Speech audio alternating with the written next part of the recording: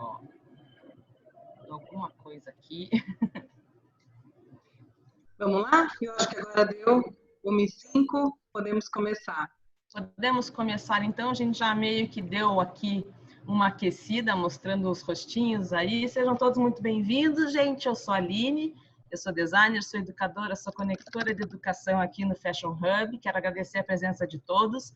Hoje nós temos o Me Dá o Mic de número 28, o nosso Mic que encerra a programação de todos os Mics desse ano, né, Lu?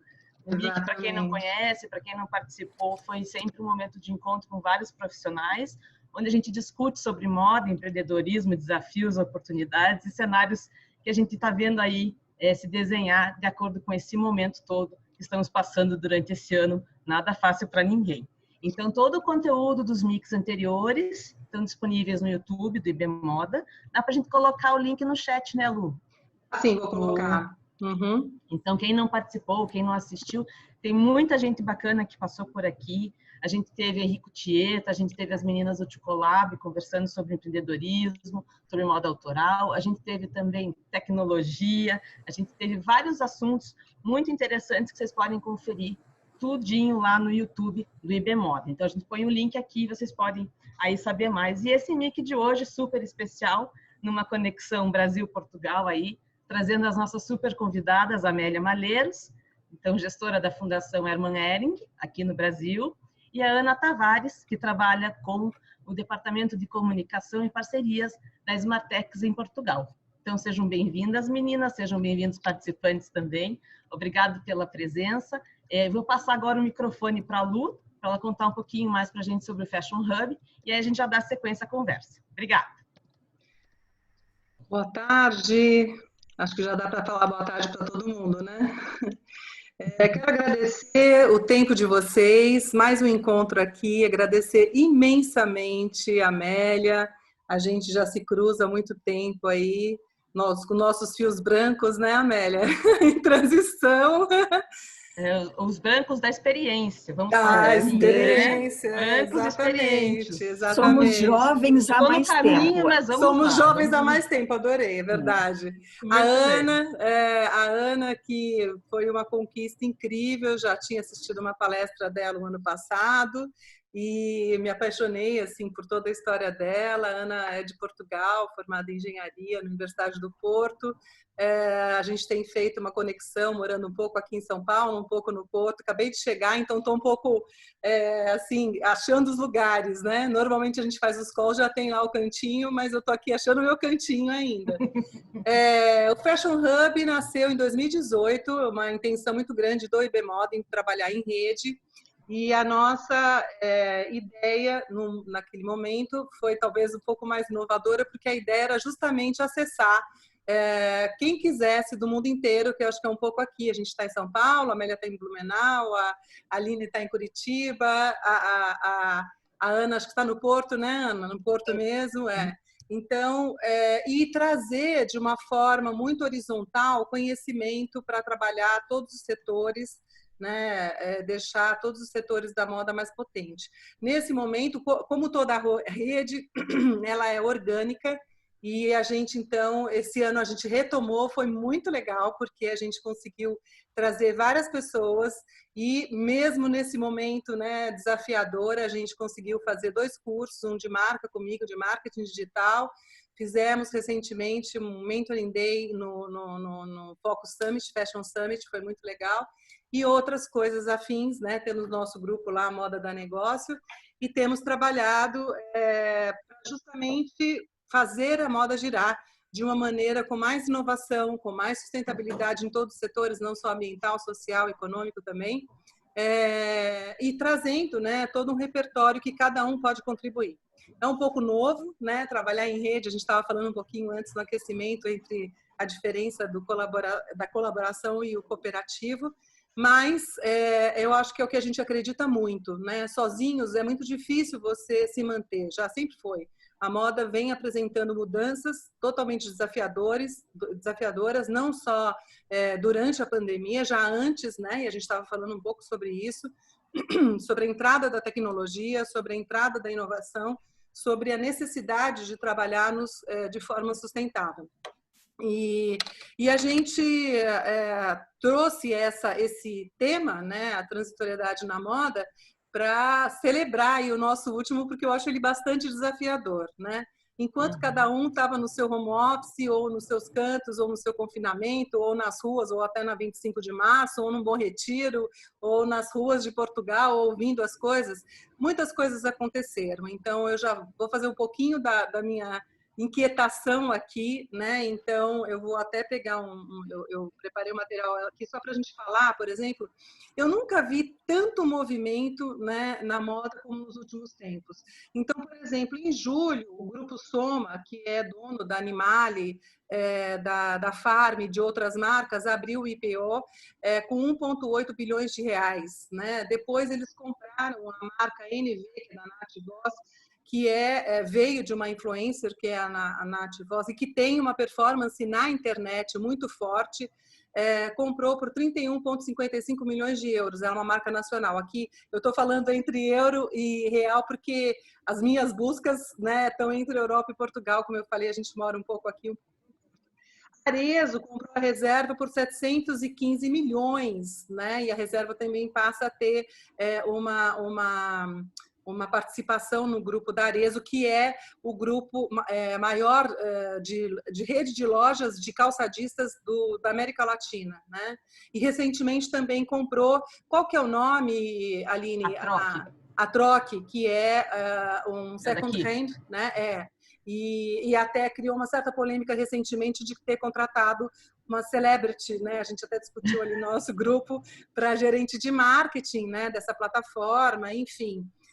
Recentemente a gente viu a Fashion Revolution do Brasil apresentou o índice de transparência, né, que eu acho que vem aí com toda uma questão muito forte, né, que eu acho isso incrível, porque já é a terceira edição, né? Então é um projeto que o Brasil foi pioneiro, né, nesse índice. Agora a gente teve esse ano, desculpa, gente, eu não falei também, mas eu sou representante do Fashion Revolution. Isso.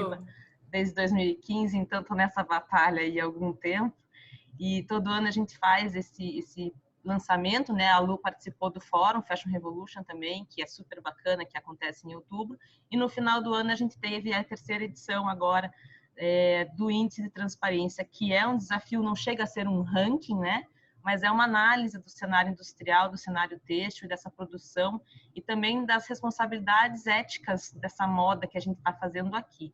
Lógico que a gente teve, como a Amélia falou antes, né, ali no nosso armap, uma redução na matéria-prima e na produção, então a gente sentiu isso muito nos resultados, mas é interessante apontar que no Brasil o índice ele complementa as informações, ele não estipula categorias e posições, até porque a gente não pode, como a Elô mesmo diz, a gente não pode analisar o que a gente não vê, então tem muitas marcas que não respondem, então a gente não tem como comprovar as informações, então é um trabalho bastante extenso, ele está disponível, todos os materiais do Fashion Revolution estão disponíveis no site, para quem quiser conhecer mais desses índices, digamos assim, e o que eles avaliam como checklist, e o México agora lançou esse ano o índice deles lá, né? O Brasil foi o pioneiro aqui. O som. Em Portugal, eu acho que a Ana pode até falar um pouquinho sobre isso, está com um programa de sustentável made in Portugal, né? Então, com uma força muito forte aí para as empresas, né, do polo português. Então, e outras coisas que têm acontecido, mas só para a gente trocar como a moda tem movimentos para todos os lados, né? A gente estava falando um pouquinho no aquecimento de olhar para o passado, eu concordo, assim, e não tem como a gente não pensar em mudanças e não se transformar.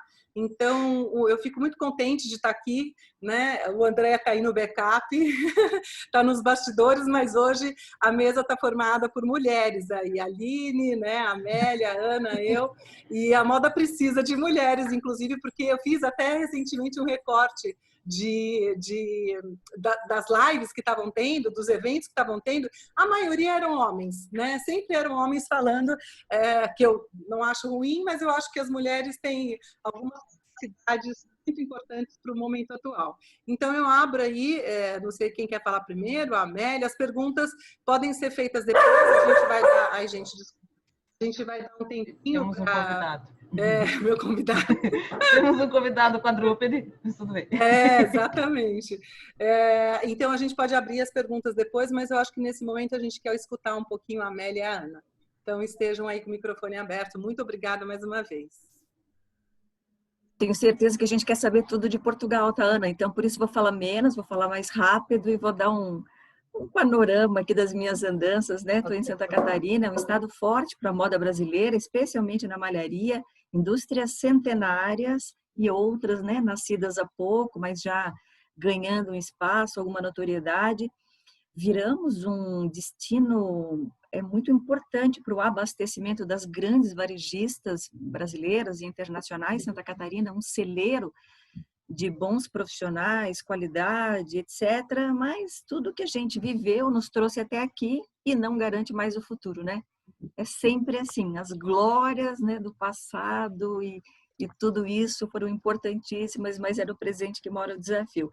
Dessa transitoriedade toda, né, trazidas pela Aline, pela Lu, no campo da moda, a maior transitoriedade, a maior mudança, o que está mais efêmero e mais em xeque é o comportamento nosso, né, enquanto consumidores de moda. A gente nunca olhou tanto para a nossa casa, nunca olhou tanto para o nosso guarda-roupa, nunca olhou tanto para nós mesmas, por bem ou por mal, pela dor ou pelo amor, porque tivemos que ficar nesse período aí encarando, né, um momento de isolamento forçado, adquirido, conquistado. O que a gente mais queria era tempo para ficar em casa antigamente. De repente a gente pôde ficar em casa o tempo todo, aí o que mais a gente queria era ir para a rua, né? A gente olhou, né, para todos os nossos comportamentos alimentares e muitas coisas foram adaptadas nesse contexto. Eu me incomodei, por exemplo, com o tanto de embalagem gerada, né? E o desperdício que isso gera, quer dizer, é zero sustentável você pedir comida em casa. Então, tenho ido nas feiras livres e tenho ido com as minhas próprias sacolas e tenho tentado não pedir nada que possa gerar aquele tanto de lixo que eu não sei para onde vai. Então, eu acho que de toda essa transitoriedade, como nós percebemos, né, a nossa forma de consumo, moda vem de modos, né, que modos operantes estamos aí vivendo. Bom, então, olhando para aquilo que nós estávamos comentando antes mesmo, nos bastidores, dos desafios presentes, que não são tão novos, né, gente? Não tem tanta novidade assim. O planeta já vinha dando sinais há décadas do esgotamento em através de vários sintomas. A gente já viveu uma indústria da moda mais interessante, mais simples, mas não dá mais para voltar para ela. Né, um modo de produção, a gente saiu do artesanal e viveu toda uma revolução industrial nos últimos 100 anos, ganhou escala, ganhou tanta tecnologia, mas também não é mais suficiente, também não ganha mais o jogo, não é mais sobre isso que estamos falando, porque de verdade, moda é sobre pessoas. E para falar de pessoas, a gente tem que olhar para a filosofia, para a antropologia, a gente tem que olhar para a psicologia, olhar para o ser humano e olhar para dentro da gente mesmo e entender que movimentos são possíveis para que a gente possa nos adaptarmos e adaptar às circunstâncias em que vivemos para um consumo mais sustentável. Eu diria que a moda não é a única vilã, apesar de ter sido, né, estar sendo tão exposta. Eu sempre brinco com aquela analogia do monge que convidava os seus discípulos para orar na sala vazia, né? Vazia e escura. Bom, era o que os monges imaginavam. Eles chegavam na sala e se sentiam muito convidados a orar e mentalizavam e faziam suas meditações. Um dia eles chegaram na sala e a luz estava acesa. E a sala era uma grande bagunça, ela não era organizada como eles imaginavam. Os discípulos logo foram reclamar com o monge que lugar era aquele que eles não se sentiam mais à vontade. Ele falou, esse foi o lugar que nós sempre habitamos, incrível, né? E a gente tem duas oportunidades, ou duas escolhas, apagar a luz, fazer de conta que era nada, cada um tomar o seu lugar e a gente continuar meditando na boa, ou a gente dá uma ajeitada nisso, deixa a luz acesa e vai trabalhando aqui, cada um com o seu novo espaço, né, pertencendo a esse lugar de uma forma mais legítima. A gente acendeu a luz do mundo. não fomos nós que acendemos, né? A luz do mundo foi acesa e aí muitas mazelas, muitas desigualdades, inclusive na nossa indústria. Eu e a Ana estávamos falando sobre a falta de mão de obra, que já não é mais um luxo, né? De não termos boas costureiras, modelistas, pilotistas, designers, nem no Brasil, em Portugal, em qualquer lugar do mundo. É uma realidade atual. Por que será, né? Essa casa da indústria da moda estava bem mal arrumadinha em vários pontos. A gente tinha vários problemas aí que nós não olhávamos com atenção, passando pela ergonomia até a desigualdade salarial, até a falta de inclusão de minorias, né? A gente fala tanto em inclusão na moda. Estava ouvindo aqui a Lilian trazer esse aspecto agora, né? Como é que a gente olhou para a moda de uma forma tão excludente por séculos e agora parece que faz tanto sentido e a gente está se achando quase míope por não ter olhado que a moda é para todos, porque se ela é sobre pessoas, ela é para todos. Então, só para fazer um breve aquecimento e já para passar a palavra para a Ana, o meu ponto sobre a transitoriedade é sobre a transitoriedade de comportamentos que vivemos, essas novas formas, né, de convívio estão nos exigindo no dia da profissão que escolhemos dentro dessa grande indústria, como é que vamos absorver tecnologia, como é que vamos nos comportar de forma híbrida, com novos modelos mentais. Eu acho que é um pouco sobre tudo isso que vamos falar. Então, Ana, por favor, aí, como é que você está vendo essa transitoriedade? Então, olá a todos, obrigada pelo convite para estar aqui. Em primeiro lugar, Aline, Luciana, é um prazer dividir também esta talk com a Amélia, que tem muito mais experiência do que eu, de certeza. Mas pronto, assim dando aqui a visão de Portugal, eu também tenho vindo a participar em alguns eventos aqui em Portugal. Ainda a semana passada estive no simpósio da ATP, que é a Associação Têxtil de Portugal, com outras pessoas também da indústria. E vemos que realmente esta fase de transição traz-nos alguma incerteza, não é? E eu acho que aquilo que a Amélia estava a mencionar de a moda ser para as pessoas e para todos também tem o seu outro lado, que é a moda também é feita por pessoas e muitas vezes nós acabamos por nos esquecer que nestas fases mais difíceis, como é este ano que estamos a atravessar, toda a incerteza que se vive neste momento em todo o mundo, não é? Afeta muito as decisões que nós vimos a tomar. Então, eu acho que todos nós, enquanto funcionários das empresas, e neste caso dentro do mundo da moda e da indústria têxtil, devemos apelar também a que os decisores, os decision makers, não é? Não se deixem tomar pelo medo e pela incerteza de avançar e de deixar cair alguns daqueles projetos que já eram muito vigentes nas empresas. Nós temos esse exemplo aqui em Portugal, não é? Portugal, desde há algum tempo que se posicionou, eu estava a contar também à Amélia há pouco, e à Aline, nós conseguimos efetivamente ter uma reviravolta na nossa indústria desde a crise de 2008. As empresas conseguiram reinventar-se e manter-se ativas e com uma resposta rápida para os desafios que foram propostos na altura. E portanto nós estávamos num ritmo de crescimento há 10 anos consecutivos, o que é muito bom, porque vínhamos realmente de um bater no fundo. O setor estava dado como praticamente morto e portanto, de facto, somos considerados aqui na Europa um cluster têxtil como um case study. E portanto isso realmente é algo de valorizar. E acho que esta crise, apesar de poder ser mais uma, é uma crise diferente, não é? Porque o impacto não é só financeiro, mas também na saúde das pessoas e eu acho que isso deixa-nos algum medo e algum receio face àquilo que será o nosso futuro e faz-nos olhar para as coisas de uma forma diferente. Eu acho que devemos aproveitar este momento e não só Portugal, mas certamente o Brasil também, para acelerar um bocadinho mais aquilo que já eram as nossas preocupações anteriores.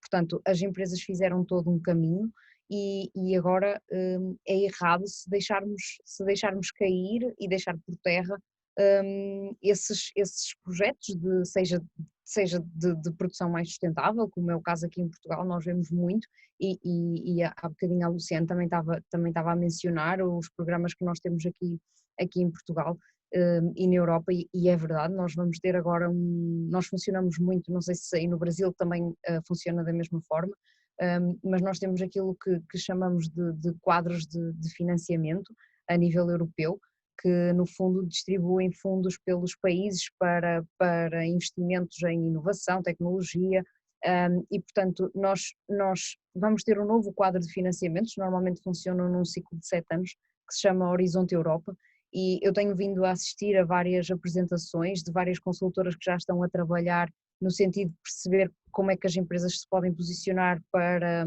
submeterem candidaturas a esses projetos, e os grandes pilares desses novos financiamentos são exatamente aquilo que nós chamamos de indústria 4.0, a digitalização, e também a sustentabilidade, ou seja, a economia circular, todos estes temas estão muito intrínsecos a estes novos quadros de financiamento. Portanto, o que se prevê que daqui venha é que vai haver efetivamente na Europa um grande investimento por parte das empresas em tecnologias mais limpas, em otimização de processos produtivos, com um olhar diferente do que só para os custos, porque nós até agora, se calhar, até há pouco tempo, não é, dentro das nossas organizações, quando fazíamos uma avaliação de riscos, pensávamos sempre nos riscos financeiros, não é? E muito pouco naquilo que são os riscos ambientais, os riscos sociais, e é estranho porque nós dentro desta indústria sabemos que um dos grandes problemas é o problema social, de responsabilidade social, associado, por exemplo, à indústria da confecção, que é quem trabalha diretamente com as marcas normalmente. E, portanto, vê-se que realmente eu acho que um dos grandes desafios desta fase de transitoriedade, e aquilo que se está a notar, é efetivamente a criação de cadeias de valor com um propósito e com um sentido de responsabilidade diferente daquele que nós tivemos até agora. Acho que se trabalha mais para a rastreabilidade, para a transparência, e que as marcas que estão junto do consumidor final se preocupam mais em contar a história daquilo que é a sua empresa. E isso vai ter vai escalar, portanto, para trás, não é? Na cadeia de valor vai vindo cada vez mais para baixo, se calhar começamos pelas confecções, depois vamos para as tinturarias, para as tecelagens, malharias, portanto, e acho que esta transitoriedade traz esse desafio, o de abrirmos as portas e mostrarmos aquilo que está dentro das nossas casas, empresas, portanto, e pronto, acho que vamos ter efetivamente novas formas de trabalhar, e acho que não devemos deixar que esta incerteza nos mova no sentido contrário. Acho que devemos acreditar que estamos a fazer isto por uma causa maior, e que esperamos que as próximas gerações estejam aqui para conseguir dar valor a todo o trabalho que as pessoas que trabalham na indústria da moda neste momento estão a fazer, que eu acho que é grande. Como eu também mencionei, tenho tido contacto também com várias pessoas do Brasil, nomeadamente os organizadores da Febratex. É uma feira que também tem expositores portugueses, e portanto eles organizaram um summit o ano passado, eu estive lá e vi que havia muito interesse também das empresas, a própria Hering, eu visitei a Hering e portanto vi várias empresas onde as práticas no sentido da produção limpa estavam a ser implementadas, tanto como em Portugal, e acho que esta pronto, agora fazendo aqui um bocadinho se calhar uma ponte entre Portugal e o Brasil, acho que nós temos tudo a favor de podermos trabalhar em conjunto. Nós não temos a barreira linguística, portanto falamos a mesma língua, entendemos perfeitamente, ambos os países, claro que em dimensões diferentes, mas ambos temos uma indústria têxtil forte para aquilo que é a realidade de cada um dos países, e acho que podemos trazer várias situações de cooperação e de interação, quer para um lado, quer para o outro. Se calhar do lado de Portugal podemos ter um know-how técnico, talvez em termos de qualidade e de implementação de boas práticas superior. Vocês têm um mercado gigantesco, Portanto, acho que há vários pontos onde nós podemos colaborar e pronto, acho que estes eventos são importantes também para isso e para mostrar que podemos fazer coisas em conjunto. Ana, tão bom te ouvir com positivismo, e acho que é isso que, né, nesse final de ano é quase um presente para a gente, né? Olhar sempre para o copo mais cheio do que menos vazio. Eu concordo muito com você, as possibilidades são imensas, não importa como chegamos até aqui, né? Importa o que vamos fazer com esse cenário dado e evoluir daqui para frente. A gente tem formas de cooperar e de colaborar que, se já estavam sendo exercitadas antes em pequena escala, olhando para a intersecção entre universidades, centros de inovação e as indústrias, não só a têxtil e da moda, mas de uma forma geral. Hoje esse processo, né, andou mais rápido. Hoje mesmo a gente recebeu notícia aqui do grupo de empresários de Santa Catarina de um fundo, é o 9º fundo brasileiro criado por pessoas do bem, por empresários, presidentes de conselho de grandes empresas, para financiar a educação de qualidade no Brasil. Chama Fundo Catarina, em São Paulo existem 2 ou 3 fundos já também, aqui muito apoiado pelo Décio, o presidente da VEG, né, o Décio da Silva, uma pessoa que sempre valorizou a educação, e eu vi isso com muito bons olhos, né, porque se nós colocássemos só sempre na mão do governo ou da iniciativa privada, sozinhos, talvez a gente não chegasse tão longe com essa educação de qualidade que nós precisamos para fazer essa mudança de jogo. Porque falávamos aqui também que tecnologia é só o meio, são as pessoas, né, que precisam perceber onde a tecnologia é necessária para mexer as chaves e as alavancas certas para melhorar a qualidade, a produtividade, a assertividade das coleções. Eu fui conhecer a Smartex, né, a empresa que a Ana representa recentemente, desde que recebi o convite, que é muito curiosa, tem muito material bom na internet, e fiquei muito encantada, porque uma das grandes dores da nossa indústria é a perda pela qualidade, né? Pequenos defeitos, o buraquinho que estava no lugar errado, a diferença de tonalidade que lá na peça vai gerar uma peça de segunda escolha. E com esse olhar, com essa atenção, né? Falando aqui já me metendo, né, na empresa da Ana, eu vou falar da Smartex, é ruim, né? Mas enfim. Fiquei muito encantada, porque é uma substituição de uma mão de obra que para o colaborador seria repetitiva e cansativa, para incorporar tecnologia no lugar certo. Então, a gente não está simplesmente tornando a mão de obra obsoleta ou menos valorizada, a gente só vai realocá-la, né, para um lugar de melhor valor. E nessa tarefa do cuidado primário com a qualidade, é possível que a gente traga, assim, muita tecnologia. Então, eu compactuo bastante, assim, da visão da Ana. Falávamos também, né, a Aline trouxe várias experiências aí sobre como as startups têm trazido velocidade para a nossa indústria, para todas, né? Mas falando aqui no nosso recorte da indústria da moda, com soluções interessantes, inteligentes, que antes, por exemplo, para você acessar um bom birô de tendências no passado, quando os grandes vieram para o Brasil, né, Lu, aí na nossa época, pregressa aí da indústria da moda, eram milhares de dólares por ano. Era muito difícil que você tivesse acesso à informação de ponta. Isso também deixou de ser necessário, porque você não olha mais para o outro continente apenas para ver o que vai se produzir aqui, né? Você olha para o consumidor hoje, para o hábito de consumo no dia a dia e tenta traduzir isso para o estilo da tua marca. Quanto mais proprietário, melhor.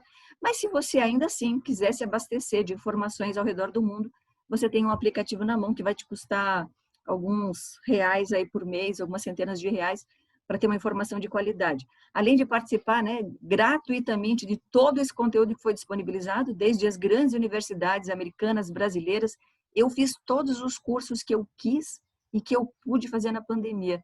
Eu realmente aproveitei o meu tempo, eu sempre quis fazer cursos do IBRAM.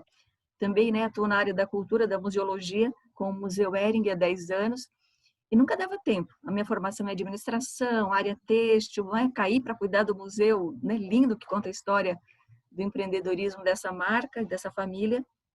Mas, tecnicamente, eu tinha muitos gaps na minha formação. E eu fiz cursos maravilhosos, tá, gente? Gratuitos. Então, a gente não se capacitou porque não quis, né? Quem quis não ficou no mesmo lugar. E acho que a gente pode trazer um pouco disso para essa discussão, né? Como a gente tem se preparado para poder fazer do nosso negócio, não importa se eu sou aqui uma marca autoral. Nós vimos agora, eu participei do Brasil Eco Fashion Week, foram semanas de discussão intensas, interessantíssimas. Eu conduzi uma mesa sobre economia criativa e aprendi demais, né, com a palestrante. Enfim, então, como é que a gente consegue, nessa nossa indústria que é híbrida, né? A gente tem a parte da criação e a parte da manufatura, fazer com que a tecnologia agregue para ambos, mas que a gente torne as pessoas ainda mais interessantes, para que o verdadeiro valor seja gerado por nós, né? Que estamos gerando, fazendo, produzindo e consumindo moda. Temos uma cadeia super completa no Brasil, do algodão a 200 milhões de consumidores ávidos por consumo. Não exportamos. Talvez esse seja um desafio, já antecipando o tema, eu sei que a Lu vai perguntar dos grandes desafios, quando a gente não se submete a esse mercado lá fora que é mais maduro, como Portugal fez há muitos anos, como a Colômbia fez, o próprio México e outros mercados, a gente ficou muito atrelado só ao consumo interno, menos exigente aqui, assim, sabe? Até que as coisas foram mudando, enfim, mas aí ainda não aconteceu as sinapses necessárias para que a gente torne a nossa indústria mais forte na exportação. E eu acho que aí sim, talvez a gente possa perceber quanto nós precisamos fazer de evolução. Não é, Ana? Vocês têm uma ótima experiência aí com as marcas em Portugal, chegando em todos os lugares aí pela Europa, né, e outros países. Sim, nós aqui em Portugal é exatamente o contrário do Brasil. Nós não consumimos nada do que produzimos, nós exportamos tudo. Em termos têxteis, portanto, exportamos mais de 98% da produção é para fora. Os principais mercados continuam ainda a ser europeus, como França, Alemanha, mas temos também uma crescente exportação para os Estados Unidos, e mais recentemente também começamos a exportar para a China, que é algo surpreendente. Mas pronto, Espanha também, claro, Espanha é logo o primeiro da lista, mas realmente eu acho que também isso também foi um dos motores para Portugal conseguir evoluir, porque trabalhamos com muitos países, com exigências de países muito diferentes, e portanto conseguimos evoluir em várias frentes. Porque se por um lado tínhamos requisitos europeus, por outro lado tínhamos requisitos americanos, por outro lado tínhamos, portanto, esta diversidade de critérios a cumprir, e tivemos que ser versáteis. Nós em Portugal temos uma palavra que nós dizemos que somos muito desenrascados, que isto não tem assim uma tradução, mas pronto. Desenrascados é a palavra? Sim, nós arranjamos Vamos anotar, né, gente? Nós arranjamos sempre forma de fazer as coisas, basicamente é isto. E realmente eu acho que um dos motores foi esse, o trabalhar com muitos países fez-nos crescer também. E depois aquilo que a Amélia também estava a mencionar, e eu também acho que acabo por ter um bocadinho agora essas duas visões, porque pronto, recentemente também me juntei aqui à Smartex, que é o outro lado. Portanto, eu passei 5 anos a trabalhar numa empresa de malhas, portanto, uma malharia que tem tinturaria, acabamentos, e também a parte da malharia, e enquanto responsável do departamento de sustentabilidade. E de facto os desafios são enormes, não é? Pronto, há toda uma experiência de chão de fábrica que todos os dias tem um desafio, por muito pequeno que seja, tem sempre um desafio. Temos o primeiro desafio, que são as pessoas, que temos que fazê-las perceber, essa é o primeiro ponto, e o mais importante de todos, do porquê é que é importante trabalharmos de uma forma diferente, porque quando as empresas não fazem isso e não transmitem aos próprios colaboradores qual é que é o seu propósito, no fundo nós vamos estar a planear para falhar, porque se a força do trabalho não estiver de acordo, não chegamos lá. Portanto, atacar as pessoas em primeiro lugar para lhes explicar o porquê de trabalharmos de uma forma diferente, acho que é o primeiro desafio a enfrentar, e depois a experiência de trabalhar com elas todos os dias e mostrar os resultados positivos que temos, quer nas questões ambientais, quer nas questões sociais, quer nas certificações que conseguimos obter para podermos assim trabalhar com outros mercados, porque isso também é um dos requisitos. acho que acaba por ser gratificante ter essa experiência e traz efetivamente muito conhecimento e trouxe-me muito conhecimento e muita experiência. Eu tive a sorte de trabalhar também numa empresa que sempre teve muita aposta na inovação.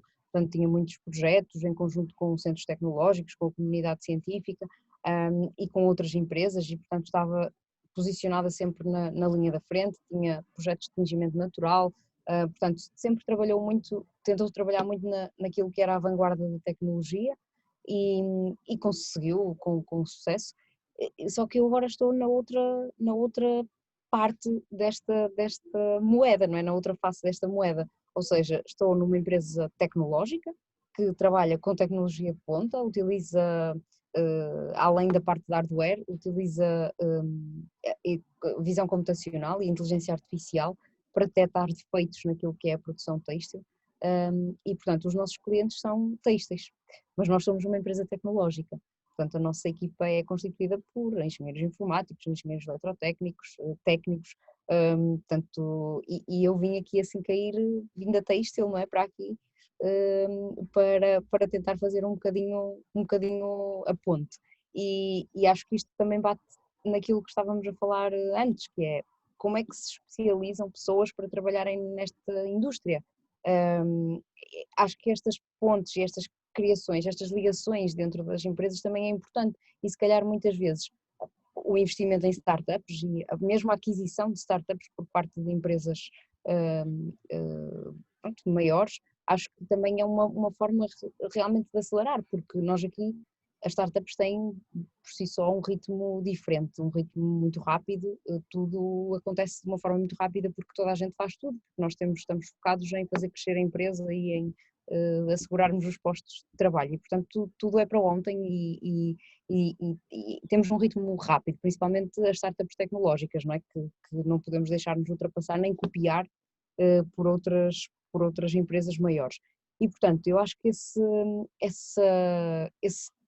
troca de informação também acaba por ser importante. Nós temos vindo a falar com várias empresas têxteis, até do Brasil, nós temos alguns grupos do Brasil com quem já estamos em contacto, o grupo Lunelli, por exemplo, que fez logo cartas de intenções, ajudou-nos até para nos candidatarmos a projetos, cartas de interesse no nosso produto e, portanto, temos instalações até previstas já no Brasil do nosso sistema e vemos que realmente as empresas querem avançar com novas tecnologias.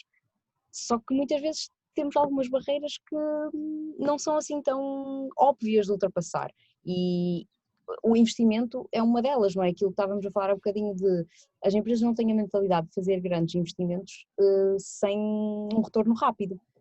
E nós no nosso caso até temos sorte, porque o nosso ROI é baixinho, é menos de um ano, porque o nosso sistema previne produção defeituosa e como a produção defeituosa é uma grande dor desta indústria, nós rapidamente o investimento é pago.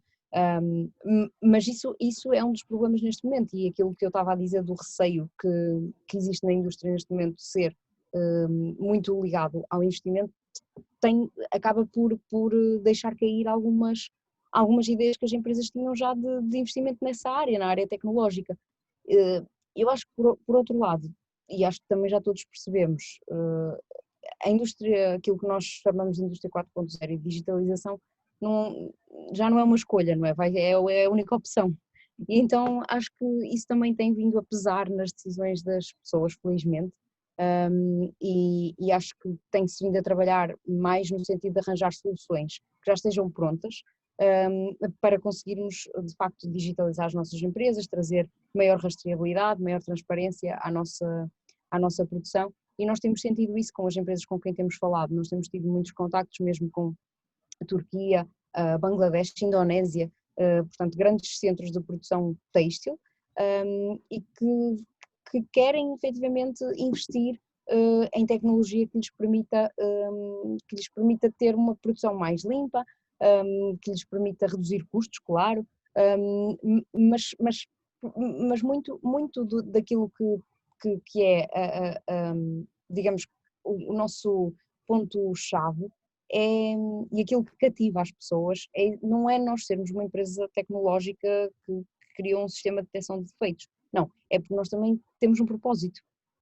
E, portanto, nós costumamos dizer que nós estamos a tentar resolver um dos maiores problemas da indústria têxtil. Estamos a tentar revolucionar a indústria têxtil com a inteligência artificial. Nós acreditamos que o vamos fazer, o mercado é imenso e que temos potencial para isso. Mas, como é lógico, também, se não houver receptividade e se as empresas não tiverem capacidade para querer esta mudança, ficamos pelo caminho, não é? E acho que esse é um dos desafios também das startups, daí algumas acabarem por morrer, porque se calhar não andaram à velocidade certa, não estavam no momento certo com as pessoas certas, e isso também é importante. E eu acho que, por exemplo, aqui o Brasil, mesmo para nós e para Portugal, pode ser um parceiro-chave. Acho que há imensas coisas que podem ir nesse sentido e que acho que são desafios que podem ser ultrapassados se unirmos forças e conhecimento, principalmente. Tem sido prototipado aqui, Ana, né, e a todos aqui que estão ouvindo, não sou a melhor pessoa para falar, inclusive a melhor pessoa está com a gente aqui no grupo, Marlene, mas a Denim City, né, que teve como inspiração a escola do Denim de Amsterdã, um grande centro que há poucos anos atrás não tinha, tá, histórico no jeans, não era uma referência para o jeans mundial. Foram aquelas sempre poucas pessoas, meia dúzia, né, visionários que arregaçam as mangas, e assim nós estamos cheios de exemplos pelo mundo. O movimento grande começa, basta uma pessoa, tá? Para a gente influenciar mais um, e assim a gente começa um grande movimento, um enorme movimento de transformação em todos os sentidos, né, da nossa sociedade. Mas em São Paulo, no Brás, no coração lá, né, da área de confecção, de moda, que sei lá, acho que 60% do que o varejo multimarca consome, ou 70% do Brasil vem daquela região, está nascendo essa iniciativa recém-inaugurada.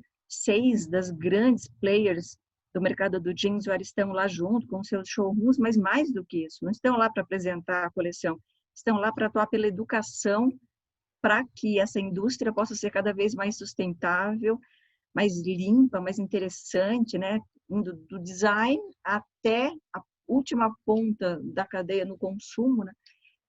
De uma forma, acho que muito bonita, sabe? Sendo feito realmente de forma colaborativa, cofinanciada. Nós temos olhado aqui em Santa Catarina de uma forma bem especial para a Denim City, porque achamos que Santa Catarina tem uma vocação parecida para se tornar esse epicentro, esse polo, onde a parte de malharia, principalmente, né, do algodão aqui, ele também possa merecer uma atenção como essa, na junção dessa tríplice hélice da inovação, onde entidades, governo, né, as faculdades, a iniciativa privada possam estar juntas aí, cofinanciando e participando, atraindo, né? Nós estivemos em 2012 com o pessoal do SCMC, o Santa Catarina Moda e Cultura, em Portland. Eu nunca me esqueci dessa visita. Eu conheci o Rex, um professor de universidade. Quando eu o conheci, eu fiquei muito surpresa. Ele parecia assim quase um morador de rua, tá? Depois é que eu fui saber que o terno que ele usava era de um designer maravilhoso, porque tinha mais de 800 pedaços talhadinhos de sobras que ele fez, né, a montagem lá com aquele designer para usar aquele terno. Ele não tirava aquele paletó para nada. Me chamou muito a atenção. E ele estava com a prefeita e o marido que nos recebeu na cidade para falar como Portland, dos anos 70, que era conhecida como a cidade dos tocos queimados, porque tinha metido fogo na floresta e acabado com toda a parte de natureza. Virou o epicentro da cultura e da inovação no Oregon, naquele fim do mundo nos Estados Unidos. E foi interessantíssimo entender como dentro da universidade o Rex começou esse movimento. Ele começou a trazer brechós para as universidades e ele mesmo só se vestia, né, em peças inusitadas. Ele começou a andar de bicicleta e fazer com que, numa cidade onde não tinha esse hábito, muitas pessoas de classe que poderiam ter os seus bons carros abandonassem e andassem só de metrô ou de bicicleta ou a pé. Nós mesmos lá nunca andamos com nenhum transporte privado, só transporte público ou a pé. E esse movimento fez com que as grandes agências, bom, a sede da Nike é lá, né, Wieden Kennedy, Columbia, enfim, todas as agências mais criativas do mundo querem estar em Portland, porque os profissionais mais criativos querem morar lá. Florianópolis, aqui em Santa Catarina, a partir do movimento gerado pela CAT, pelo Polo Tecnológico, tem atraído cada vez mais pessoas interessantes. O Vale do Silício, né, gente, não é muito diferente, né, na Califórnia, onde muita gente interessante foi querendo aquele estilo de vida e criando conexões e trazendo as Big Apples aí para o mundo. Então, o movimento sempre começa assim, né? De dentro para fora, do um para um, desse empreendedorismo que nasce dessa vontade, desse desconforto, dessa necessidade de sair de zona de segurança, que já não estávamos, né, em zona de segurança, não sei quem estava, porque eu fazia anos que já não me encontrava em zona de segurança nenhuma. Mas, enfim, fazer com que essa movimentação, como disse a Ana, seja acelerada, porque a gente viveu esses últimos 10 meses, o que a gente viveria em 5 anos, talvez, em termos de digitalização dos nossos modelos de negócio. Todos viramos omnichannel, todos viramos absolutamente conectados em rede. Quem não tinha e-commerce passou a lançar ali durante a pandemia e 20%, 30% do seu faturamento foi garantido a partir desse canal. Então, eu acho que a gente está misturando os temas, né, Lu? Não sei se a gente complicou, facilitou, porque a gente já trouxe desafio, oportunidade, conexão, Portugal, passado, presente, futuro. Já estamos falando quase 1 hora aqui. Mas agora, o André está falando algumas perguntas, mas eu vou colocar aqui algumas questões que eu acho que a gente pode falar. As minhas questões não são tão pontuais, mas a gente está aqui, né, Amélia, principalmente o IBMODA, o ano que vem faz 20 anos, então, e a gente particularmente tem essas duas carreiras, a carreira de investigação, a carreira de pesquisadores, né, mestre, doutores e tal, sempre com a moda como objeto de estudo.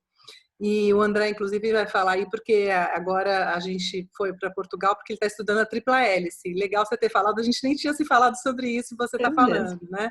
E eu acho que a Portugal, assim como Santa Catarina, sempre teve muito presente, né, principalmente nos últimos tempos, nessa evolução com as escolas, né? Eu acho que Portugal, Santa Catarina, o Brasil é o país que tem maior número de escolas de moda, e Portugal e Santa Catarina é o estado que tem maior número de escolas de moda.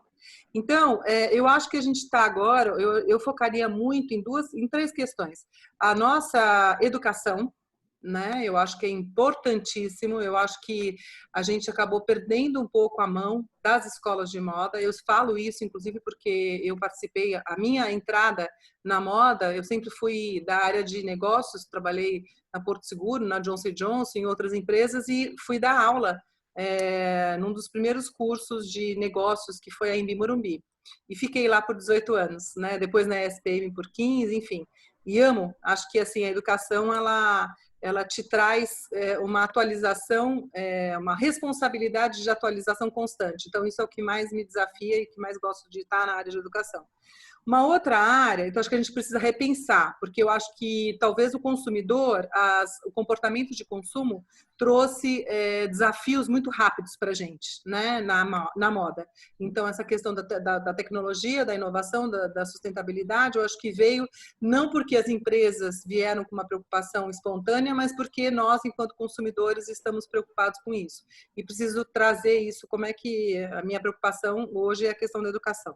Uma outra é que eu acho que a gente ainda tem, eu acredito que tanto a Amélia, estando ali muito inserida no polo de Santa Catarina, e que é um exemplo para o Brasil inteiro e mundialmente também, e como a Ana, também em Portugal, principalmente na região norte ali, né, que é a região muito produtiva de Portugal, uma questão de pessoas, de gestão humana, principalmente nos altos cargos, que eu vejo que talvez ainda não enxergaram essa necessidade de mudança. Eu vejo isso muito comum ainda. Eu acho que os novos empreendedores estão trazendo esse novo mapeamento, mas a gente ainda tem muitas empresas tradicionais no sistema convencional, que é isso, né? E um terceiro, eu acho, que diferencia, talvez, Amélia, não sei, você conhece mais do que eu, mas eu acho que a gente não tem ainda uma terceira hélice, que são os projetos de governo tão efetivos, talvez, né, como a gente tem em Portugal. Então, a própria Ana falou, então ali, talvez porque o país seja menor, mas a gente consegue enxergar caminhos mais efetivos, né? Então a gente vê qual é a crise que Portugal estava em 2008 e como Portugal se encontra hoje produzindo com qualidade, com inovação, com entrega, com tecnologia, depois de, sei lá, 10 mais anos, né? Mas assim, o que se estendeu nisso daí? Porque existia um programa. E esse programa, ele foi independente de qualquer questão política, talvez, né? Claro que a gente sabe, etc., mas existe isso, inclusive, porque a própria comunidade europeia faz com que essa estabilidade de projetos acaba se mantendo, né? Então, essas são minhas 3 questões. Mas o André já deu um pulo aqui e falou, eu quero perguntar. Então, eu abro o microfone, porque talvez isso tudo... A nossa história é orgânica, né? A gente se permeia aí por todas as conversas. André, você quer já perguntar? Bom, só queria fazer um reparo, você falou de dupla carreira, tripla carreira, eu acho que a gente, além de pesquisador e professor, a gente trabalha como consultor e empresário, Sim, então acho sim. que, né, tem todas essas vertentes aí, fazendo consultoria aí para mais de 200 empresas no Brasil, assim por diante. Mas assim, a minha inquietação maior, né, e foi muito falado aqui, foi sobre a questão da educação. Então, como educadores que somos aí 20 e tantos anos no mercado, a gente passou por um período em que cursos eu fui coordenador do Mackenzie, cheguei a ter 1.500 alunos entre cursos de marketing e gestão nacional de vendas. E hoje em dia, você ter 1.500 alunos, quer dizer, obviamente eram várias turmas, mas num curso só, eu acho que não existe mais uma instituição que tenha isso. E ao longo dos anos eu vi cada vez mais as salas de aula minguando, né? Então, assim, ultimamente a gente tem, agora sim, com a pandemia, a gente tem dado aula para 40, 50 alunos online, mas na verdade são várias turmas que juntaram numa turma só. Então, com esses movimentos, quer dizer, esse é um primeiro início que eu gostaria de colocar. Eu acho que, de uma forma geral, a educação convencional está minguando, porém não vejo qual é o substituto dela. E, principalmente, nesse momento, então, né, como a Amélia e a Ana tanto falaram sobre educação, eu queria entender aonde as empresas estão fazendo sua capacitação, como elas veem essa educação. Porque é uma coisa que eu já tinha percebido ao longo dos anos, principalmente nos cursos de moda, que assim, os alunos não encontravam emprego e os empresários não encontravam trabalhadores, ou seja, já havia uma disfunção aí, mas assim, eu vejo que esses movimentos que a Lu tanto mostrou no começo, de fusões, aquisições e tudo isso, mas assim, eu não consigo realmente perceber aonde é que as empresas estão se capacitando, como elas estão fazendo para se capacitar para um desafio tão grande como que vocês mostraram. André, puxa vida, e Luciana, primeiro que lindo, parabéns, né, pela carreira, porque professor tem já todo o meu respeito eternamente, professor forma todas as profissões, então para mim é acima do bem e do mal. E mais ainda essa carreira toda de consultoria que eu, né, acompanho um pouco da vida de vocês, é muito legal estar aqui nesse ambiente. Essa conversa sobre educação daria mais uma hora, né, mas para a gente fazer uma resposta apenas curta sobre isso, eu não sei se a gente está conseguindo trocar o pneu com o carro andando, sabe, André?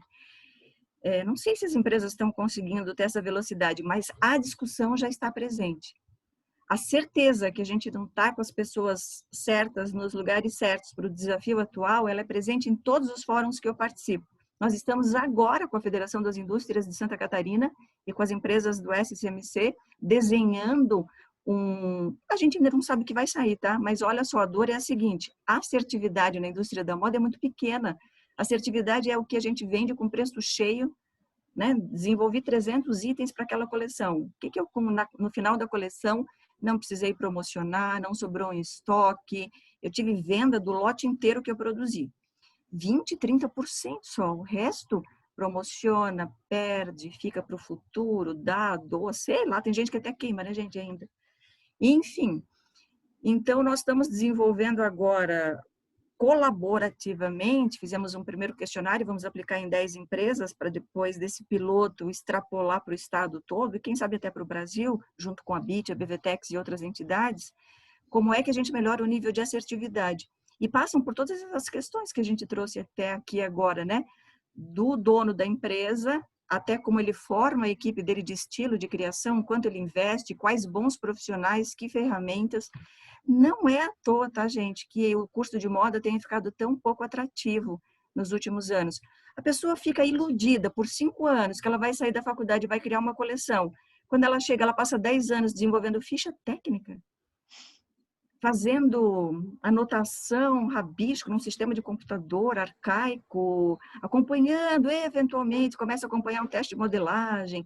Ela não vai estar lá com a mão na criação antes de estar muito mais madura, e não foi para isso que ela foi, sabe, estimulada durante a faculdade. Então, tem um gap entre o que a gente ensina e meio que induz os nossos estudantes e as nossas estudantes, e aquele ambiente mesmo de curiosidade, de inquietação que a gente oferece dentro do mundo organizacional. Eu sou a primeira a reconhecer isso. Eu vivo isso, né, nessa indústria que eu participo aqui. Eu acho que tem aí uma oportunidade enorme para a gente pensar um pouco como é que a gente traz programas bons, né, de trainees, como é que a gente dá oportunidade, sem desmerecer quem está lá com carreira longa, mas fazendo com que essa turma aprenda junto, não desanime. Mas, de verdade, o desafio está posto e não é chavão, mas a gente não aprendeu quando podia, quando estava aí até 2015, né? A gente veio lá de 2007, 2008, 2009, Prime, Depois vivemos essa boa onda, né? A Ana também falou que Portugal viveu essa onda relativa de reinvenção. Então, nós tínhamos ali uma capacidade instalada de investimento na educação. Não o fizemos, tá? Por amor. Estamos fazendo agora pela dor. Se não fizermos pela dor, vamos ter que fazer pela inteligência, né? Quem não morrer na dor ali vai ter que fazer pela inteligência, de entender que não há outro caminho. Mesmo para que a gente traga tecnologia, que ela possa resolver uma série de problemas da nossa indústria, se não tiver pessoas capacitadas que possam absorver, entender e adaptar essa tecnologia, de nada adianta, ela é um custo. É comprar uma Ferrari e dar na mão de quem tirou a carteira de motorista pela internet ontem e vai bater o carro na primeira saída da garagem. Então, dá um super 4D da Audaces aí. Vou citar Audaces porque é do SMC de Santa Catarina, uma empresa linda daqui de Florianópolis, que faz com que você elimine várias fases, né? Você vá da criação do estilista já para a precificação, tudo online, direto, cortando todas as fases aí necessárias por custo, em peça piloto, em protótipo, etc. Não é simples assim ter gente boa para operar o sistema. Então, tem um gap enorme de formação? Tem, mas tem um gap enorme de recepção, de acolhimento de novos profissionais nas nossas empresas. As empresas têm instituído as suas universidades corporativas, têm feito grandes esforços e até investimentos relevantes, cobrado das suas federações através de SES e Senais. Nós temos feito um uníssono aqui nas vozes dos empresários catarinenses para buscar do Sistema S uma educação de qualidade a nível tecnólogo, graduação e pós-graduação. No tecnólogo já estava de bom tamanho, né? Bons mecânicos e mais pessoas preparadas aí para operar as máquinas, mas também se perderam um pouco ali na sua mesmice, enfim, na oferta dos cursos, inviabilizando muitas formações para uma classe que talvez não fosse fazer a graduação e que ali no tecnólogo pudessem ser muito bem remunerados, encontrar boas ocupações. Então, assim, não sou, né, nunca atuei como professora, mas participo do SMC com todos os senais de Santa Catarina, mais de 10 universidades aqui, de todas essas da moda catarinenses, estão com a gente no movimento. Elas se sentem muito atraídas pela oferta de conteúdo do SMC, às vezes mais atraídas do que elas encontram lá em sala de aula, preciso dizer isso para vocês, porque nós temos uma curadoria muito fina, né, de conteúdos para colocar na mão de professores, empreendedores, alunos. O SMC sempre investiu muito. Fizemos uma semana da moda linda aí em setembro agora, com os grandes nomes da moda e do varejo brasileiro. Mas assim, André, não sei se respondi, tá? Porque não tem resposta rápida, nem fácil e nem única. Um pouco do que eu penso é isso. Obrigado. Eu acho que nós aqui em Portugal também vivemos um bocadinho esse cenário, mas eu acho que ainda há outra, a visão, se calhar, do outro lado, que é a visão da escola. Eu acho que o problema muitas vezes vem das próprias escolas. Eu também tenho falado aqui, eu não sei se a Luciana conhece aqui o Modatex, que é uma escola de moda, pronto. Eu também tenho tido contacto com eles e eles são uma escola que tem tentado procurar ter maior contacto com a indústria, porque eu acho que muitas vezes, e principalmente nestas questões da sustentabilidade, eu vou dar um exemplo, eles têm muito interesse em saber mais no curso, por exemplo, de design de moda, sobre ecodesign ou design circular, mas muitas vezes aquilo que se ensina nessas escolas é teoria, E, portanto, a teoria relativa aos materiais, por exemplo, a que fibra escolher, vamos escolher algodão, vamos escolher poliéster, vamos escolher... Mas depois o resto, o processamento, digamos assim, a parte pesada da indústria, aquilo que a indústria de transformação faz, não é do conhecimento desses alunos, ou seja, eles chegam ao fim a quererem criar coleções que são, sem dúvida, espetaculares, de peças que são possíveis de usar, em vez de ser só um vestido, pode ser um vestido e uma saia, portanto vamos ter duas hipóteses, se calhar vamos usar mais aquela peça do que usaríamos se fosse só uma, de usar com materiais reciclados, de escolher algumas coisas em detrimento de outras e escolhas acertadas, mas depois se calhar, por exemplo, esquecemos onde é que aquilo foi produzido e muitas vezes os alunos se calhar vão adquirir materiais, estão aqui em Portugal, onde tem se calhar uma disponibilidade de materiais imensa por parte das fábricas e vão comprar à China. E porquê? Porque se calhar não lhes foi passada esta parte também por parte da indústria, ou seja, eu acho que a inclusão de pessoas da indústria nas escolas de moda também é uma parte muito importante e que se fala pouco. Eu sei que também, se calhar muitas vezes porque as empresas não estão disponíveis para dispensar pessoas, mas eu acho que hoje em dia já está toda a gente muito mais aberta a colaborar e acho que criar se calhar disciplinas de quase contar uma história sobre as diversas fases da indústria, se calhar também é importante e também ajuda. Eu sempre que falo para designers e tudo isso, todos eles têm imenso interesse em querer saber sempre mais e muitas vezes fala-se, por exemplo, eu falava muito sobre questões de tingimento, porque era na área em que eu trabalhava mais, e se calhar ninguém lhes diz que fazer um branco pode ser tão mau como fazer um preto, e porque as pessoas não sabem como é que se tinge, as pessoas não sabem como é que se dá a cor à roupa que usa, e portanto os designers quando escolhem apenas com a teoria que lhes é ensinada, não têm conhecimento para mais. E eu acho que essa parte também é importante, ou seja, nós temos que capacitar as pessoas que já temos dentro das empresas, é verdade, e esse é um grande desafio. Mas também se calhar temos que pensar em capacitar primeiro as nossas crianças, porque são elas que vão ser o futuro das nossas empresas amanhã. E se não fizermos isso, vamos continuar a ter este problema, não é?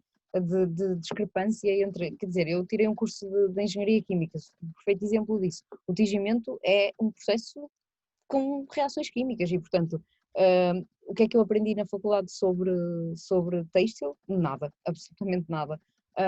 E se calhar sobre outras indústrias também não. Podemos ter visitado algumas coisas que também são fortes, tipo metalomecânica ou indústria do papel, aqui e ali, uma empresa ou outra, mas aprendemos muito pouco sobre a especificidade de alguma coisa, ou seja, sabemos muita teoria de tudo, mas muita prática de nada, e eu acho que isso também é um bocadinho aquilo que faz falta para as escolas, pôr um bocadinho mais de prática naquilo que são os nossos cursos relacionados com moda. Ok, entendo. Tudo bem? Posso? Aqui a gente tem já uma discussão aqui entre a Lilian e a Fátima, né? Colocando justamente de colocar os alunos nos estágios já desde o segundo ano, né? Dentro das escolas, eu acho que isso é fato, né? E aí eu acho que tanto a Lilian quanto a Fátima, eu acho que vocês estão envolvidas também no processo de educação, mas eu acho que falta um pouco de trabalho desse entrosamento, né? Eu acho que o SCMC foi pioneiro nisso, né? Desde a sua primeira edição, de reunir as escolas, as empresas, né? E as associações, mas eu acho que falta muitas vezes a continuidade e ter isso como estratégia por parte das escolas, né? A gente vê aqui, por exemplo, uma GV, ou mesmo a Faculdade de Educação e Administração, de Economia e Administração da USP, ou um INSPER, enfim, todo mundo que é um pouco mais dessa área de gestão, né, voltada para o empreendedorismo, já tem dentro das escolas, ou mesmo a SPM, que eu participei muito tempo, já tinha um canal praticamente muito próximo das empresas, né? Então, as empresas, inclusive, sabiam que podiam encontrar dentro das escolas pessoas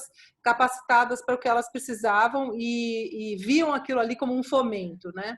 Então, eu acho que falta ainda na moda a gente ter esse processo contínuo, né? Por exemplo, eu desconheço uma empresa júnior dentro das escolas que atende, inclusive, né, as empresas dos locais, né? Então, enquanto as outras escolas voltadas mais para a administração têm. E muitas vezes a gente vê que, agora estou fazendo parte um pouco dentro da GV, umas meninas espontaneamente criaram aqui em São Paulo a Liga de Negócios da Moda dentro, porque elas queriam tanto conhecer o mercado da moda, e muitas delas estão aí no segundo, no terceiro ano, querem trabalhar no mercado da moda, criaram essa liga e a gente aqui tá trocando, né? Tá aí quase numa mentoria de fazer palestras, de apresentações, tanto lá quanto aqui no Fashion Hub também. Então, eu acho que você vê, tem esse interesse, né? Eu acho que falta um pouquinho esse renovar. Quem mais? Se alguém quiser abrir a câmera agora, né, Aline? Acho que as pessoas... Eu só queria falar uma coisa com relação à educação, porque volta e meia a gente volta a esse ponto. É verdade. Porque como vocês têm trazido, né, essa experiência em Portugal, onde tem a indústria conversando com a escola, com a universidade e o centro de pesquisa, a gente entra na dor maior do Brasil, né? Que é por que não pesquisamos? Porque não temos investimento. Né, porque não temos condições de olhar para a moda como uma forma produtiva de conhecimento também, que eu acho que é uma deficiência. Todo mundo se veste, é a área que mais emprega mulheres, tem polos incríveis, tem quase toda a cadeia completa, e por que a gente não pode ser visto também como um potencial econômico que merece e necessita de pesquisa? Então, eu acho que esse surgimento maior da indústria, junto com a universidade, pelos centros de pesquisa, que são o caminho, e trazer essas tecnologias acontecendo entre esses elos.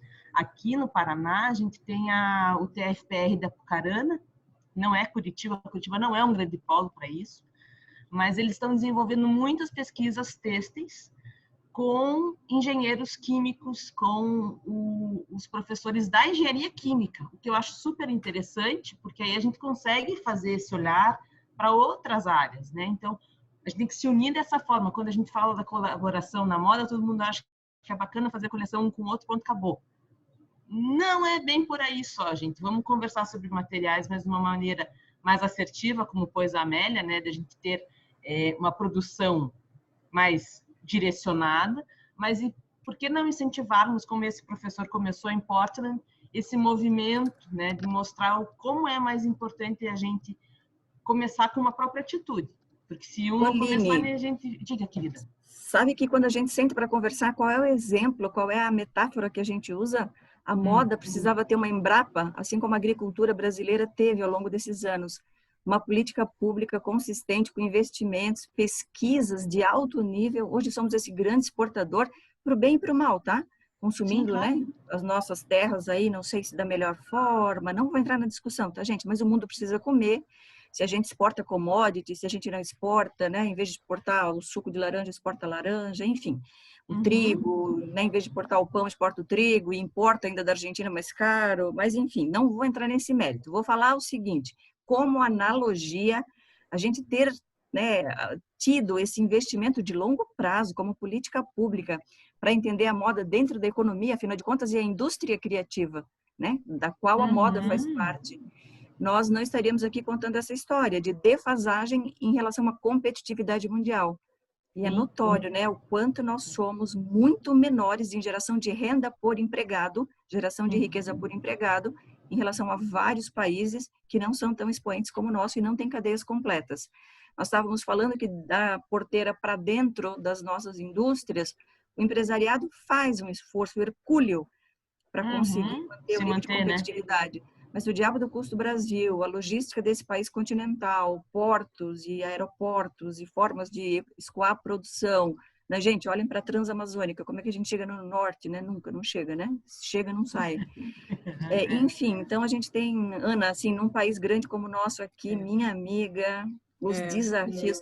A maravilha é tudo, né? É o clima, é o jeito, é o calor, é o Pessoas, carnaval, né? As é o relações. Oktoberfest. Quero O fazer lado bom menção. é esse, né, Amélia? Mas assim, a labuta da moda é muito maior do que o glamour, que acaba tendo muito mais cobertura, mesmo. digamos assim. E isso também chega no aluno, isso também chega para as pessoas que procuram uma moda só com essa carga. E não é isso, né? A gente tem que falar do material, a gente tem que falar do processo. Eu sou apaixonada pelo processo. Eu quero saber desde o começo, desde o fio até chegar na arara, eu quero saber tudo isso. E eu acho que talvez essa parte é mais difícil das pessoas visualizarem como uma possibilidade. Porque, como você falou, passam lá... A menos que as impressoras 3D, 4D façam aquilo que todo jovem sonha, apertar um botão e a roupa sair impressa do outro lado. A gente pode viver para ver isso, tá? A gente isso pode não tomar, né? Que a gente viva a gente para ver ainda isso. pode viver na nossa geração, Sim. né? Tem desafios das Aí fibras. a Ana que vai desenvolver com a gente. A Ana que vai desenvolver esse pensamento. Mas, fora isso, aplicativo não dá jeito para tudo, né, gente? Na moda tem que ter mão na massa, só a criatividade não basta. O Enrico Tieta, o livro dele é uma coleção Criativo, validando híbrido, né? quanto um bom modelo de negócio. Né? Eu li os 2 livros dele. O fast fashion no Brasil foi muito mal interpretado. Essa moda rápida e descartável não é o que Portugal e a Europa acreditam, de forma geral.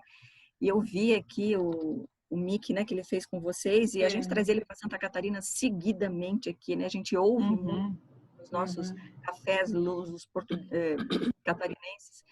E ele fala muito isso, né? Na nossa indústria criativa, os desafios são outros. Mas pode mandar beijo aqui na conversa?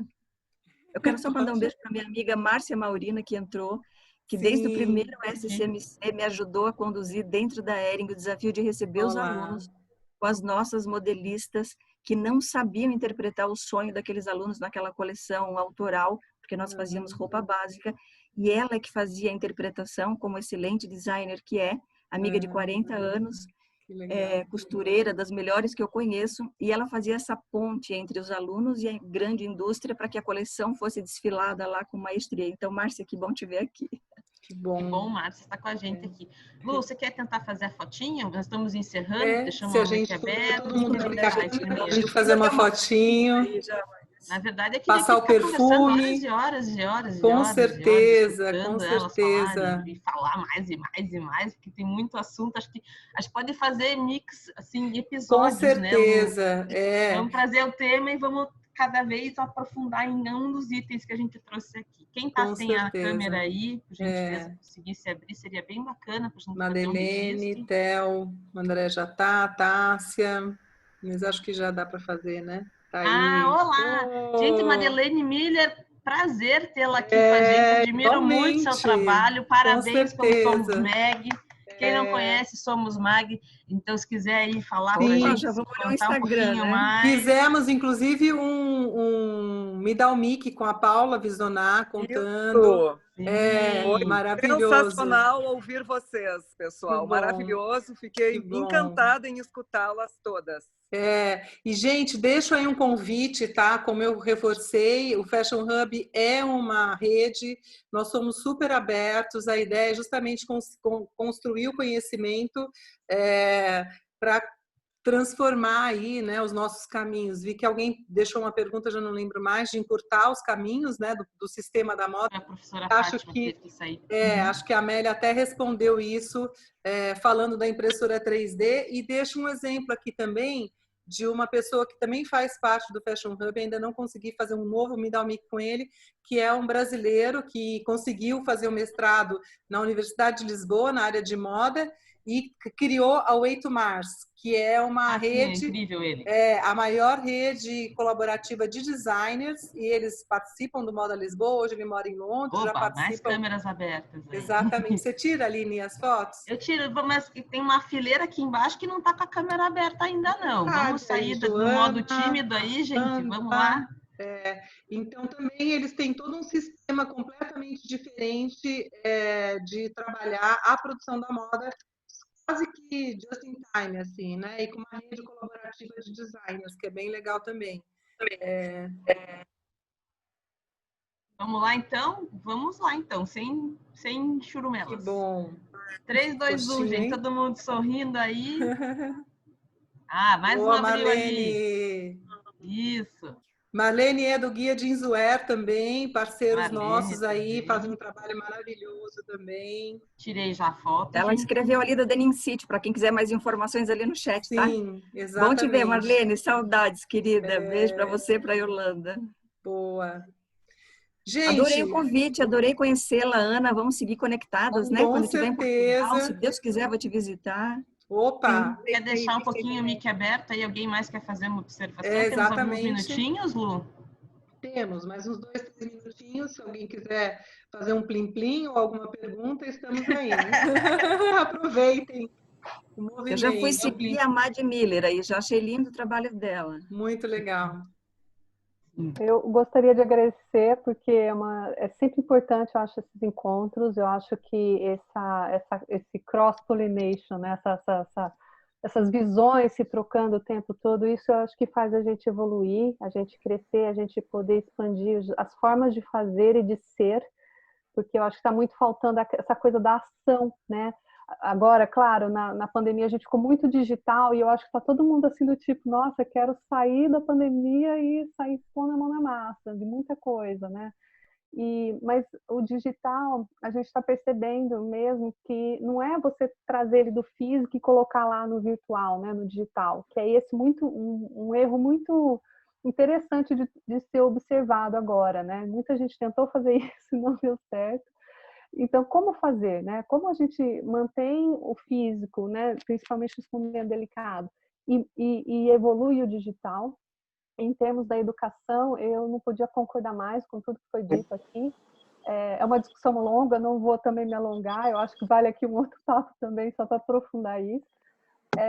E realmente, eu só queria deixar assim que esse gap, eu vejo como uma oportunidade, né? É uma oportunidade, a gente tem que começar a dizer sim para essas dificuldades como uma oportunidade. Então, é isso a mensagem que eu tiro aqui dessa conversa. Obrigada. Que lindo, Lilian. Obrigada. Bom. Eu deixei também o meu e-mail ali no chat, por isso se alguém quiser entrar em contacto, à vontade. E também tenho o meu número, portanto a Lu e a Amélia e a Aline. E mais uma vez agradeço imenso o convite, acho que é sempre enriquecedor para todas as partes estas partilhas de informação e pronto, acho que também nos faz bem ver, ainda que de uma forma virtual, ver que há outras pessoas a trabalhar com o mesmo propósito que nós, ainda que seja quase do outro lado do mundo, não é? Mas acho que é sempre bom. Ótimo. Lilian, então pedindo o seu contato. Quem quiser deixar os contatos aqui no chat ao lado, o pessoal já está pedindo e alguém pediu também da pessoa de inclusão. Aline, você começou sua fala falando sobre isso, alguém pediu. Lilian, a Lu Tamashiro, não é? Desculpa. Luísa Tamashiro. Isso, Luísa Tamashiro. É Relab Criativo, vou colocar aqui. O Instagram eu coloco aqui para vocês também. Então tá. Relab Criativo, que desenvolve um trabalho super interessante também.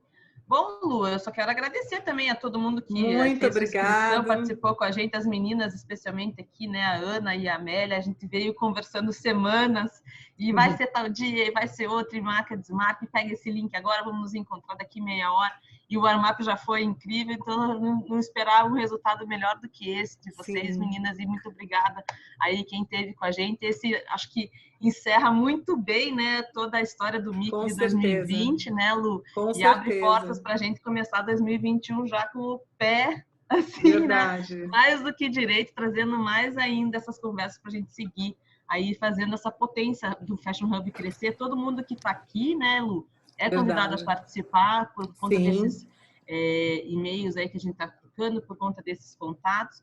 E a gente tem muito para fazer. Eu acho que aqui, como se, né, acho que todo mundo sentiu isso, né? 2020 deu aquele choque, a gente se adaptou e agora para onde a gente vai? Exatamente. E a gente tem grupos... A transitoriedade é essa, né? É verdade. A gente tem grupos de consultoria, de mentoria e de educação. Então, quem se sentir chamado, só procurar a gente, que a gente está aí para incluir todo o pessoal nessa rede. Gente, já estou com saudades, viu, Ana? Do Ai, Porto, já estou aqui, já chegando com saudades. Chegou a Lu, já virou portuguesa, Nossa, não quer mais saber do Brasil. Voltando do aeroporto, eu falei assim, gente, eu nunca vi tanto carro na rua, tanto trânsito, tanta coisa. E o meu celular, eu vim com o celular quebrado, então eu estou sem agenda, sem tudo. Assim, tá sendo um desafio voltar no digital. E acho que a minha carga... a gente está com uma passagem aberta, né? Vamos ver se a gente consegue colocar as coisas em ordem aqui e voltar. Mas estamos aí, já rapidinho. Acho que mais um mês, mais 2 meses, a gente já está de volta. É incrível, gente. A gente acostuma com o flow, com a fluidez, né? A gente falou aqui dos cursos Brasil, das coisas todas. Portugal é um país que acho que cresceu muito porque a burocracia é muito pequena, muito pequena. Vocês não imaginam como é fácil a questão de documentação, pelo menos para quem é brasileiro, né? A nossa visão de brasileiro. E aí eu sinto falta um pouquinho dessas coisas de fluir, né, rapidamente por tudo que tem que acontecer. Muito grata, estou muito Beijo para todos também, adorei. Beijos, bom resto de semana para todo mundo. Muito obrigada, gente. Até mais.